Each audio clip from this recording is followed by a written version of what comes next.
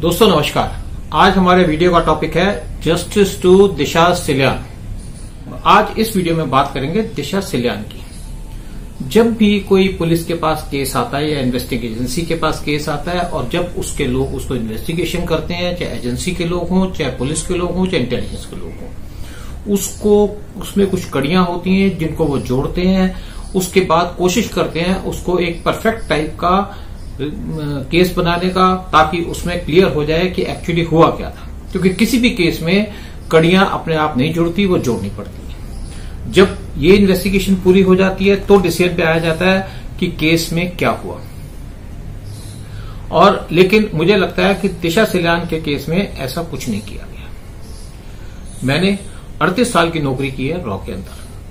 Investigating agency है, intelligence agency है देखा जाए, लेकिन उसके हिसाब से मैं कुछ कोशिश करूंगा इस केस के अंदर जहां भी जो भी मुझे इन्फॉर्मेशन मिली है किसी डिफरेंट चैनल से आई है, उसमें जोड़ने की कोशिश करूंगा कुछ कड़ियों को कि दिशा सिल्यान की डेथ कैसे हुई। क्या ये सुसाइड का केस था, क्या ये एक्सीडेंट का केस था, या ये एक मर्डर का केस है। मैंने अपने एक वीडियो में मेंशन किया था कि बॉलीवुड के अंदर 11 गैंग्स हैं। उसमें से एक जो गैंग है उसको कहा जाता है ओ गैंग। ओ गैंग मतलब ऑर्गी गैंग। ऑर्गी गैंग मतलब ये पार्टियां अरेंज करते हैं जहां पे लोगों को इनवाइट किया जाता है, बड़े बड़े लोगों को, बड़े बड़े स्टार्स को इनवाइट किया जाता है। वहां पे खाना पीना, शराब और सब चीजों की फैसिलिटी होती है जो आदमी सोचता है कि एक हाई लेवल की पार्टी में अवेलेबल होता है। वहां पे लोग बाद में एंजॉय भी करते हैं, जैसा अपना सिस्टम रहता है। उसके अंदर बॉलीवुड के बड़े बड़े स्टार्स को बुलाया जाता है, कुछ प्रोड्यूसर्स को भी बुलाया जाता है और साथ में कुछ वहां पे नए जो टैलेंटेड लड़के लड़कियां उनको भी बुलाया जाता है। और साथ साथ कुछ फाइनेंसर्स, बिजनेसमैन, ऐसे लोगों को भी इन्वाइट किया जाता है। लेकिन इसमें सब लोग नहीं जाते, क्योंकि कुछ लोग ऐसी पार्टियों से दूर रहना पसंद करते हैं, क्योंकि इन पार्टियों में कुछ ऐसी हरकतें होती हैं जिससे वो अपनी रेपुटेशन खराब नहीं करते। लेकिन काफी लोग जो है बॉलीवुड के इसमें पार्टिसिपेट करते हैं। और साथ में इस पार्टीज के अंदर एंट्री फी रखी जाती है 5,000 से लेकर 10,000, जैसा भी सिचुएशन हो। और इसमें जो न्यू कमर्स हैं उनको इंट्रोड्यूस किया जाता है कुछ फिल्म स्टार्स से, कुछ प्रोड्यूसर्स या कुछ डायरेक्टर्स वगैरह से भी, उनको भी एक उठने का मौका मिलता है। और उसके बाद ये कहा जाता है कि कुछ लोग इनको एक्सपर्ट भी करते हैं। ये कहा जाता है कि दिशा सिल्यान को भी इस पार्टी में इनवाइट किया गया था और ये कहा जाता है कि उसको सूरज पंचोली का फोन आया था कि पार्टी में आने के लिए। वो इस पार्टी में नहीं आना चाहती थी, लेकिन उसको प्रेशराइज किया तो बाद में उस पार्टी में वो आ गई। जब ये पार्टी खत्म हुई एंड के टाइम में, जब मेन लोग जाने लग गए, उस टाइम पे दिशा सिल्यान के साथ कुछ लोगों ने बदतमीजी की। उसको कहते हैं कमरे में ले गए, फिर ये कहते हैं कि शायद कुछ लोगों ने उसके साथ रेप किया। दिशा सिल्यान बच करके किसी तरीके से बाथरूम में गई। ये कहते हैं कि उसने बाथरूम में जाके फोन किया सुशांत सिंह राजपूत को कि उसको हेल्प के लिए। और सुशांत सिंह राजपूत ने वहां पे कुछ उसका दोस्त प्रेजेंट था, उसको फोन किया। उस दोस्त ने ये जो पार्टी के ऑर्गेनाइजर थे या कुछ लोग थे उनको बता दिया कि ऐसे ऐसे सुशांत सिंह राजपूत का फोन आया। और ये कहा जाता है कि उसके बाद दिशा के साथ एक्सीडेंट हो गया या इंसिडेंट हो गई। वो फ्लैट जहां से दिशा गिर गई या उसको गिराया गया या उसके साथ एक्सीडेंट हो गया, उसका कहते हैं एड्रेस है 14th floor Galaxy Regent building Malad. और ये किसी टीवी एक्टर को बिलोंग करता है। दिशा जो है वो रहती है दादर मुंबई में। दिशा जैसे ही 14th फ्लोर से गिरी, उसको उठा करके हॉस्पिटल ले गए, जहां पे ये डिक्लेयर किया गया कि Disha is brought dead. Mumbai police ने इमीडिएटली केस रजिस्टर किया सुसाइड का, लेकिन इमीडिएटली उसके बाद मुंबई पुलिस ने इस केस को एक्सीडेंट में तब्दील कर दिया, ताकि जो दिशा के साथ इंसिडेंट हुई या दिशा की डेथ हुई इसमें किसी को ब्लेम न दिया जा सके। और ये चुपचाप तरीके से केस को बंद कर दिया गया।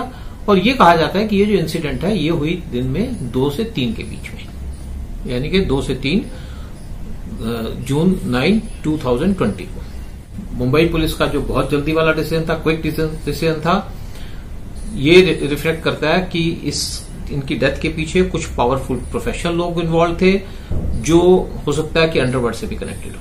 और ये भी कहा जाता है कि ये जो लोग हैं ये पुलिस और मुंबई के पॉलिटिशियन से भी कनेक्टेड थे। ऐसी जो पार्टी हैं, ये पार्टीज के अंदर कई बार मुंबई पुलिस के लोगों को भी बुलाया जाता है और उनको वहां पे फ्री ट्रीटमेंट दिया जाता है। नारायण राणे जो बीजेपी के लीडर हैं और एक्स चीफ मिनिस्टर महाराष्ट्र के, उन्होंने एक स्टेटमेंट इशू की कुछ दिन पहले। उन्होंने कहा कि दिशा सलियान 9 जून 2020 के अर्ली मॉर्निंग में 14th फ्लोर से गिर गई, तो वहां पे जो गिरी उसके बॉडी पे कोई क्लोथ्स नहीं थे। उन्होंने ये भी क्लेम किया कि पोस्टमार्टम रिपोर्ट में ये भी निकला है कि दिशा के प्राइवेट पार्ट्स में कुछ मार्क्स थे इंजरी के। मुझे नहीं समझ में आता कि मुंबई पुलिस ने कैसे डिसीजन ले लिया कि दिशा सलियान ने सुसाइड किया है, क्योंकि उसने कोई सुसाइड नोट नहीं छोड़ा था। लेकिन दूसरी बात यह आती है कि अगर दिशा सलियान ने सुसाइड किया हो तो कपड़े उतार के सुसाइड क्यों करेगी? कपड़े पहन के भी कर सकती है, ठीक है ना। तो कपड़े उतारने का तो उसमें कोई रीजन नहीं मिलता, इसमें कोई लॉजिक ही नहीं है। लेकिन उसके बाद मुंबई पुलिस ने इमीडिएटली इसको ट्रीट कर दिया एज केस ऑफ एक्सीडेंट। लेकिन मुझे ये भी समझ नहीं आता कि मुंबई पुलिस किस तरीके से डिसीजन में पहुंची कि ये केस एक्सीडेंट का है। मुझे ये नहीं पता कि दिशा सलियान कोई बालकनी से गिरी या किसी फ्लैट की खिड़की से गिरी। लेकिन जो फ्लैट था या हाउस था जहां से दिशा सलियान गिरी थी, वो दिशा को बिलोंग नहीं करता था।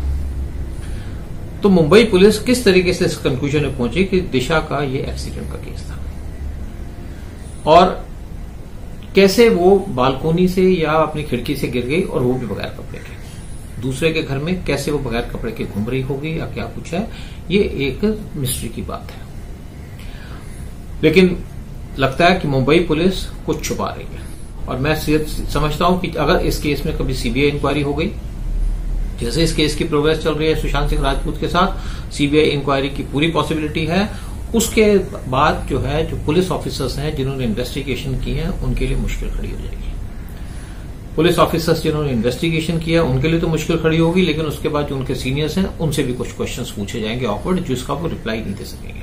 मैं सोचता हूं कि दिशा सलियान की जो डेथ हुई वो एक बिगिनिंग थी एक्शन अगेंस्ट सुशांत सिंह राजपूत। और मुझे लगता है कि सुशांत सिंह राजपूत की डेथ का डिसीजन या सुशांत सिंह राजपूत के जो मरने का दिन था वो तय हो गया था 9 जून 2020 को। लेकिन ये सारी बातें तभी क्लियर होंगी जब सीबीआई की इंक्वायरी होगी दिशा सलियान के केस में या सुशांत सिंह राजपूत के केस में।